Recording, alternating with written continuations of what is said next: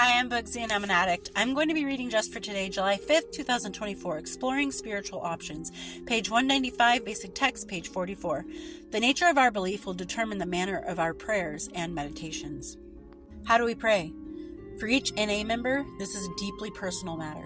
Many of us find that over time we develop a manner of prayer and meditation based on what we learn from others and what we are comfortable with.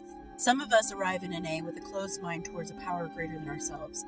But when we sit down with our sponsor and discuss our difficulty, looking at the second step in depth, we are pleased to find that we can choose any concept of higher power that appeals to us. Just as our definition of a power greater than ourselves differs from addict to addict, so does our manner of achieving a conscious contact.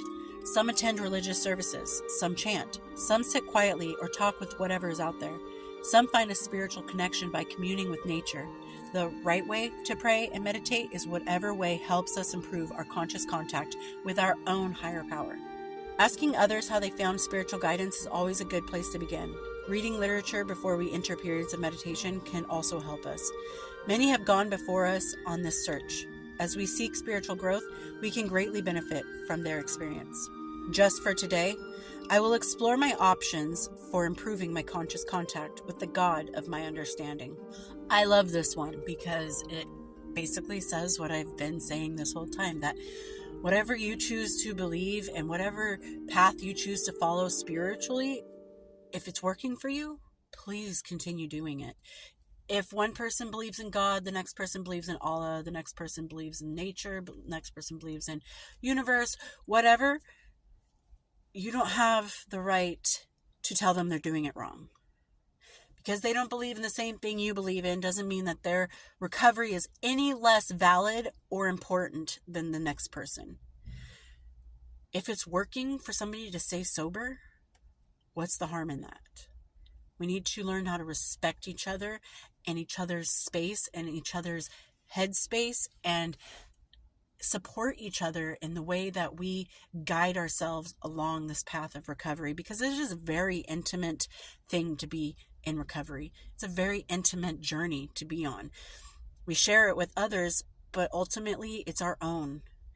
And it's great to see other people doing so well in recovery. And it's disheartening to hear other people say, well, until you believe in God, the God of my understanding, your recovery is invalid.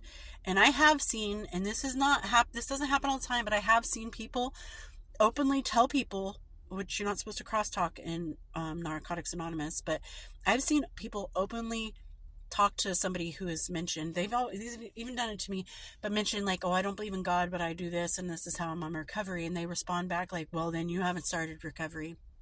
If you haven't given yourself to God, you haven't started recovery.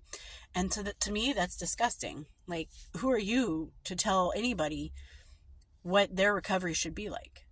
Just like the time that somebody told me that me looking forward to something in the future, in a few months, in 6 months, whatever, that's not living my life in recovery, because you're supposed to live in the moment, day to day. You can't think ahead, because that's not the proper way. And they don't have the right to do that. That's why when people come back at me, I've had videos where I've talked about how I believe in the universe. And when I say universe, again, it's not like the stars and the planets aligning for things to happen to me. I think the universe, like as in a whole, the energy, mostly like what the energy around me gives me and I give back, that kind of thing. I think most of you guys get it, but I've had people make comments about like, oh, what's the universe going to do to you when you die? Well, you know what? I don't know. And honestly, nobody knows. No matter what you believe in, nobody knows what's going to happen. What I do know right now for a fact is my belief is working for me. The way I live my life is working for me. And if it's working for you, the way you live your life and your belief system, hold on to that. Use that as an anchor to keep you steady, to keep you on the right path. And I know I say anchor, that's supposed to keep you in one spot, but I hope you know what I mean. It keeps you centered. It keeps you knowing which way you need to go. And it doesn't let you veer off in all these different directions where you get so confused and lost that you end up back on the streets. So don't let anybody, not even me, nobody, tell you what you need to believe in and how you need to believe it. Nobody has the right to tell you how to do your recovery. Because if it's working for you, do not give up on that path. And I hope everyone's doing well out there, and I'll talk to you later. Bye.